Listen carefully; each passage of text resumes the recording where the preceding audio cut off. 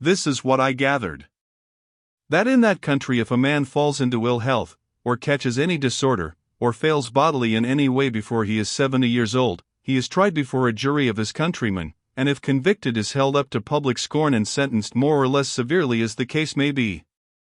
There are subdivisions of illnesses into crimes and misdemeanors as with offences amongst ourselves, a man being punished very heavily for serious illness, while failure of eyes or hearing in one over 65, who has had good health hitherto, is dealt with by fine only, or imprisonment in default of payment. But if a man forges a check, or sets his house on fire, or robs with violence from the person, or does any other such things as are criminal in our own country, he is either taken to a hospital and most carefully tended at the public expense, or if he is in good circumstances, he lets it be known to all his friends that he is suffering from a severe fit of immorality, just as we do when we are ill, and they come and visit him with great solicitude, and inquire with interest how it all came about, what symptoms first showed themselves, and so forth, questions which he will answer with perfect unreserve, for bad conduct, though considered no less deplorable than illness with ourselves, and as unquestionably indicating something seriously wrong with the individual who misbehaves, is nevertheless held to be the result of either prenatal or postnatal misfortune. The strange part of the story, however, is that though they ascribe moral defects to the effect of misfortune either in character or surroundings, they will not listen to the plea of misfortune in cases that in England meet with sympathy and commiseration only. Ill luck of any kind, or even ill treatment at the hands of others, is considered an offense against society, inasmuch as it makes people uncomfortable to hear of it.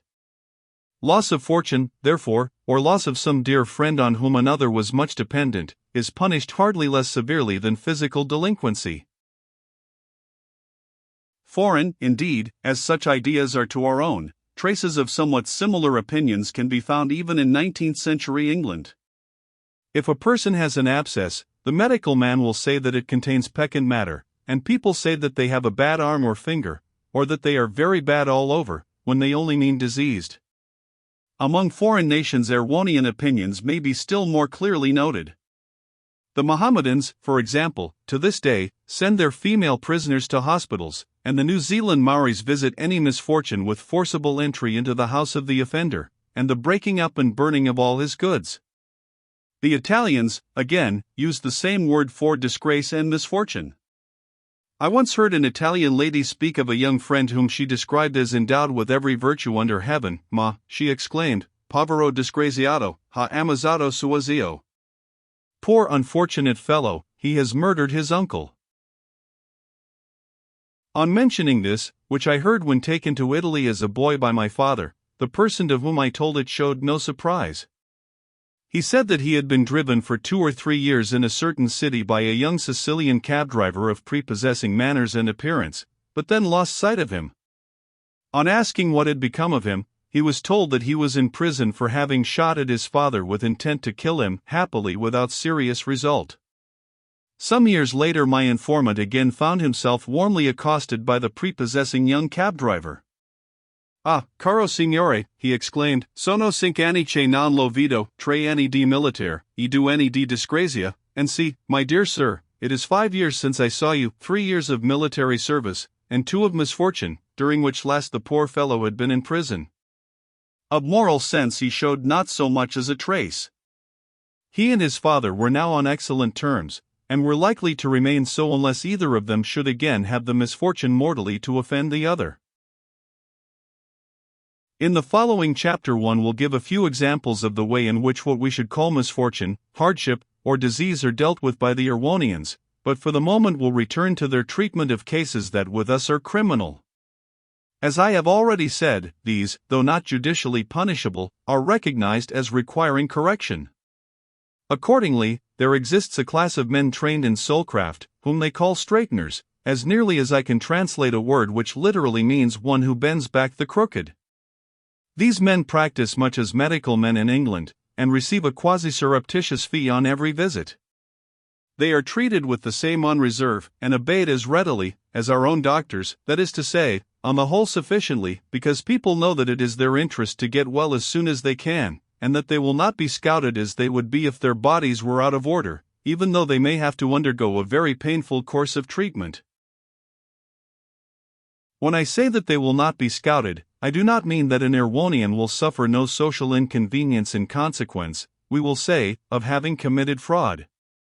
Friends will fall away from him because of his being less pleasant company, just as we ourselves are disinclined to make companions of those who are either poor or poorly. No one with any sense of self-respect will place himself on an equality in the matter of affection with those who are less lucky than himself in birth, health, money, good looks, capacity, or anything else. Indeed, that dislike and even disgust should be felt by the fortunate for the unfortunate, or at any rate for those who have been discovered to have met with any of the more serious and less familiar misfortunes, is not only natural, but desirable for any society, whether of man or brute. The fact, therefore, that the Erewhonians attach none of that guilt to crime which they do to physical ailments, does not prevent the more selfish among them from neglecting a friend who has robbed a bank, for instance, till he has fully recovered, but it does prevent them from even thinking of treating criminals with that contemptuous tone which would seem to say, I, if I were you, should be a better man than you are, a tone which is held quite reasonable in regard to physical ailment. Hence, though they conceal ill health by every cunning and hypocrisy and artifice which they can devise, they are quite open about the most flagrant mental diseases, should they happen to exist, which to do the people justice is not often. Indeed, there are some who are, so to speak, spiritual valetudinarians, and who make themselves exceedingly ridiculous by their nervous supposition that they are wicked, while they are very tolerable people all the time. This, however, is exceptional, and on the whole they use much the same reserve or unreserve about the state of their moral welfare as we do about our health. Hence all the ordinary greetings among ourselves, such as, how do you do? And the like, are considered signs of gross ill-breeding, nor do the politer classes tolerate even such a common complimentary remark as telling a man that he is looking well. They salute each other with, I hope you were good this morning, or I hope you have recovered from the snappishness from which you were suffering when I last saw you, and if the person saluted has not been good, or is still snappish, he says so at once and is condoled with accordingly. Indeed, the straighteners have gone so far as to give names from the hypothetical language, as taught at the colleges of unreason, to all known forms of mental indisposition, and to classify them according to a system of their own, which, though I could not understand it, seemed to work well in practice, for they are always able to tell a man what is the matter with him as soon as they have heard his story, and their familiarity with the long names assures him that they thoroughly understand his case. The reader will have no difficulty in believing that the laws regarding ill health were frequently evaded by the help of recognized fictions, which everyone understood, but which it would be considered gross ill-breeding to even seem to understand. Thus, a day or two after my arrival at the Nosnibors, one of the many ladies who called on me made excuses for her husband's only sending his card, on the ground that when going through the public marketplace that morning he had stolen a pair of socks. I had already been warned that I should never show surprise, so I merely expressed my sympathy, and said that though I had only been in the capital so short a time, I had already had a very narrow escape from stealing a clothes brush, and that though I had resisted temptation so far, I was sadly afraid that if I saw any object of special interest that was neither too hot nor too heavy, I should have to put myself in the straightener's hands. Mrs. Nosnibor, who had been keeping an ear on all that I had been saying, praised me when the lady had gone. Nothing, she said, could have been more polite according to Erewhonian etiquette. She then explained that to have stolen a pair of socks, or to have the socks, in more colloquial language, was a recognized way of saying that the person in question was slightly indisposed. In spite of all this, they have a keen sense of the enjoyment consequent upon what they call being well. They admire mental health and love it in other people, and take all the pains they can, consistently with their other duties, to secure it for themselves. They have an extreme dislike to marrying into what they consider unhealthy families. They send for the straightener at once whenever they have been guilty of anything seriously flagitious, often even if they think that they are on the point of committing it, and though his remedies are sometimes exceedingly painful, involving close confinement for weeks, and in some cases the most cruel physical tortures, I never heard of a reasonable Erewhonian refusing to do what his straightener told him, any more than of a reasonable Englishman refusing to undergo even the most frightful operation, if his doctors told him it was necessary. We in England never shrink from telling our doctor what is the matter with us merely through the fear that he will hurt us. We let him do his worst upon us, and stand it without a murmur, because we are not scouted for being ill, and because we know that the doctor is doing his best to cure us, and that he can judge of our case better than we can. But we should conceal all illness if we were treated as the Erewhonians are when they have anything the matter with them. We should do the same as with moral and intellectual diseases. We should feign health with the most consummate art, till we were found out, and should hate a single flogging given in the way of mere punishment more than the amputation of a limb, if it were kindly and courteously performed from a wish to help us out of our difficulty, and with the full consciousness on the part of the doctor that it was only by an accident of constitution that he was not in the like plight himself. So the Erewhonians take a flogging once a week, and a diet of bread and water for 2 or 3 months together, whenever their straightener recommends it. I do not suppose that even my host, on having swindled a confiding widow out of the whole of her property, was put to more actual suffering than a man will readily undergo at the hands of an English doctor. And yet he must have had a very bad time of it.